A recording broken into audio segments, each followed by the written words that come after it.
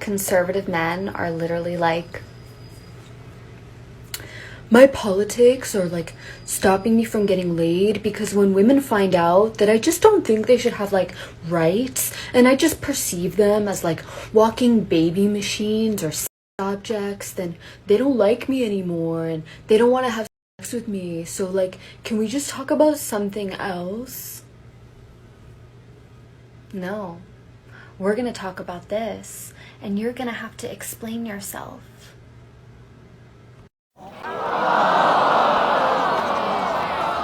Oh yeah, Queen. Conservative men are literally saying that, day and night. All they think about is oppressing you, about taking rights away from you. It's not like they have other things to worry about, like the economy, like bettering themselves, like achieving their goals. Not to mention the men who have been through the jungles of family court now have to worry about making alimony payments and losing half their stuff. You say, no, we have to talk about it. Correction there, my IQ questionable Queen. Men don't have to explain anything to you. If anything, I would like you to explain what rights are you losing. Last time I checked, in the United States at least, women have more rights than men. But hey, somehow, more than half the population of the United States can claim that they are both oppressed while simultaneously empowered. Before we move on, I want to bring to attention that 75% of my viewers are not subscribed to my channel. Come on, fam. You've seen my logo on other channels, and you're already here. Please hit that subscribe button and support the channel. It really helps out. Moving on. Hey ladies, good morning. I don't often like to comment about things that are political, but I'm seeing a lot of fear in women, and it's understandable. There are some things with this election cycle that will cause fear. You know, I want autonomy over my own body, and I'm sure you do too, and for our daughters. And it's scary. But most of the time, these laws are state by state. The federal government has said, we're going to leave it to the states to decide. I live in Florida. It didn't pass here. Women's rights failed. So I am incredibly disappointed. My husband and I both voted for women's rights. And there's really not much we can do about it at the moment, but please stop shaving your heads. I understand why you're doing it. I understand the 4B movement. You can absolutely be part of the 4B movement, but be beautiful to yourself. If beauty to you is shaving your head, do it. But I know for me, when I tattooed my face, it was after a horrible assault, and I did it in part to be less attractive, to be less of a target, and to prove to myself that I should exist, that I could be stronger than something going on in my mind. And I see... I must break you.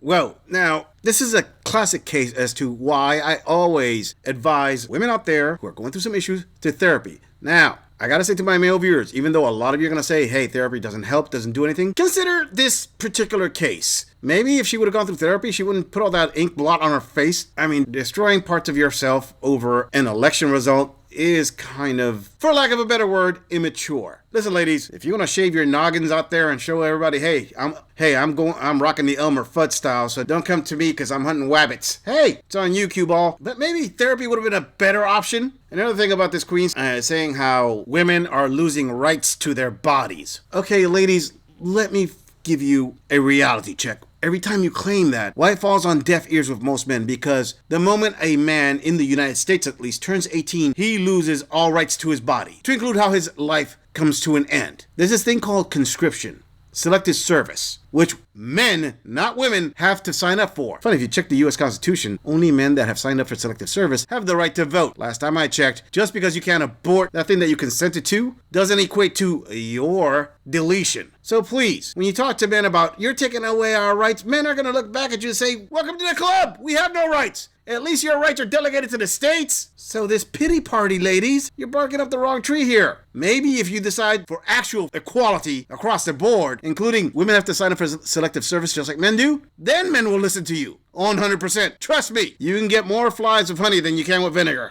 But let's hear what else she has to say. That kind of mindset going on with the ladies who are shaving their heads. If to you, this is the path you need to go to feel empowered, by all means do it. But please think about it. You know, hair grows back, absolutely, and it's a way to make a statement. I get that. But don't feel pressured into doing it. I think a lot of fear has been pushed on you. I hate seeing you so distressed. The crying, I'm so sorry. I'm so sorry. I feel awful as well. But we can get through this. We can and we will. We're a sisterhood, you know? And if you do feel you need to shave your head, please consider donating to Locks of Love if your hair is long enough to help children, you know, or teenagers who are fighting cancer have a wig of real, full, beautiful hair. You know, one person's trash is another person's treasure kind of thing. So thank you for hearing me out. I'm right here with you. As a woman, I stand shoulder to shoulder with you on that issue. We'll get through it. We're strong. Okay. Fam, I do give this queen credit here. She actually tried to reel it in the end to make it kind of a positive note and say, hey, you know, help out others and try to make the world a better place. But I gotta say something, queen. The way you phrase it, these women cutting off their hair and giving their hair to those who are struggling with cancer for a wig, I would not have used that phrase that you said as someone's trash is someone else's treasure. That could be construed the wrong way there. Especially like beautiful hair. That I can't see that as trash, actually. But I can't help notice that you didn't recommend therapy at any point. It really does help out. It really is the better option. Maybe my male viewers can finally see it as the lesser of all the evils out there, because therapy is better than going the extremist route any day of the week. But I'm going to hit on something else that she said, and this has been said a few other times. When these women decide to shave their heads in this 4B movement just to bother men, it really does do harm to women and children who are going through chemotherapy and are losing their hair. Have you noggin shavers ever stopped for 1 minute to think, hey, you know what? Maybe me cutting off my hair makes me look undesirable, may give the wrong message to a child who can't grow hair or a woman who's losing her hair. It doesn't cost much to be considerate, to think about things, and think about how you're formatting this message of yours. I mean, queens, there are other ways that you can make yourself unattractive without offending anyone else. I mean, you can gain at least 100 pounds, you could dye your hair pink, you can get a bunch of t-shirts that say feminism, black nail polish, black lipstick, put on like 50 tattoos. Oh, wait a minute, you've already been doing that. Just keep doing what you're doing. You're gonna get the same end results. The only thing that you really are adjusting is that beta blue pill simp in the corner that's been voting the way you want to vote and trying to be your bestie that hopefully one day you're gonna give him a chance. Just continue to tell him no. To be honest, all you really did is add an extra layer of complexity to your life. Well, at least these queens aren't shaving their cats. Moving on. Get ready with me while I talk about things that I consider to be cheating in a relationship. First and foremost, I fully believe that flirting is cheating. Like, if my partner flirts with other girls while they're in a relationship with me, you're cheating on me and you're gonna be out the door in a second, okay? Because it's wrong and you really shouldn't be flirting with other people. You should be flirting with your partner. So, I will say though, I'm not one of those people that thinks that like liking another girl's Instagram pictures is flirting, but I do believe that it is crossing a boundary. And I don't think that you should do it. Like, I fully believe that it's crossing a boundary. I don't think it's fully cheating, but you're definitely getting there. Okay, so you need to calm down. If you are going to someone else for your emotional fulfillment while you're in a relationship and that person isn't your partner, that's cheating. That is emotional cheating, and it hurts. In my opinion, it hurts worse than physical cheating. Because they had to develop a connection with this person to be able to tell them all of their emotional things. So it hurts a lot worse, but that is definitely cheating. Another one is if you are avidly texting other girls or other guys when you're in a relationship and you're like not showing your partner, or you don't want your partner to see. Like, if you have to delete text messages so that way your partner doesn't see, you're probably doing something wrong. Like, you're probably doing something that your partner would not be happy about. So that's another thing that I consider cheating. Again, it's not fully cheating, but girl, you're getting there. You are getting there, okay? And that's all I have to say. I'm a freaking hypocrite.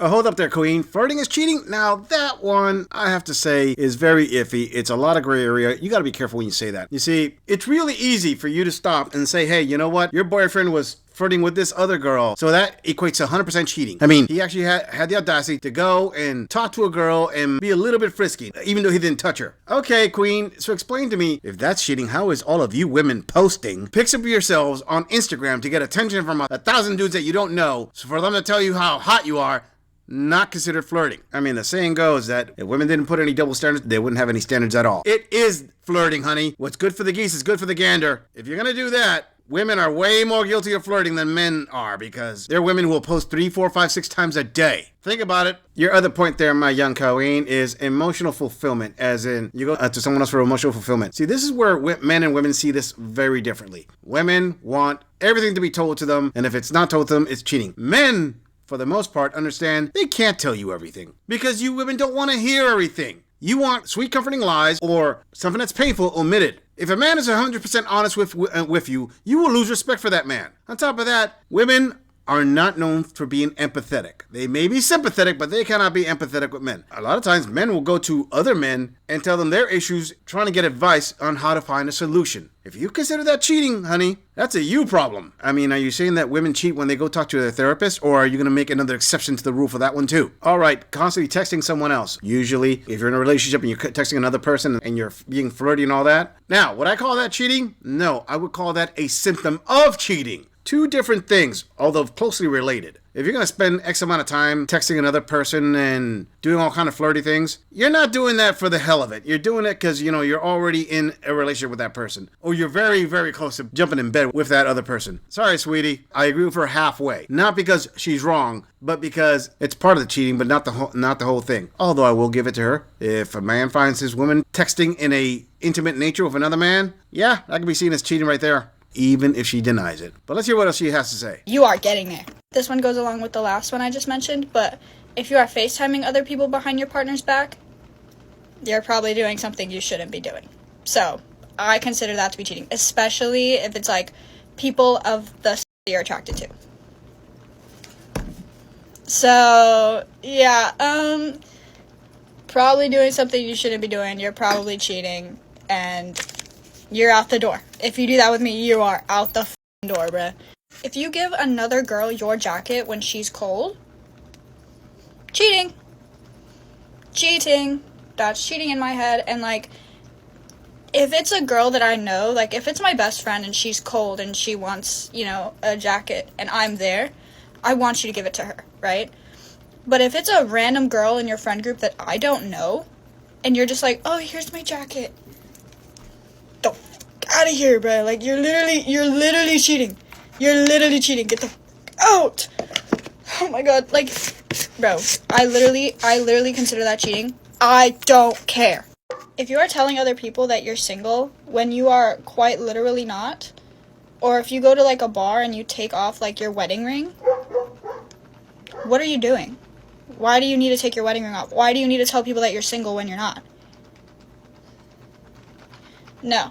Okay, you're quite frankly about to cheat on me and you're gonna be out the door. Like I said, if I find out the door. Anyway, yeah, that's all I have. So I really hope that y'all enjoyed this, because this was low-key a little bit aggravating to make. But yeah, bye guys.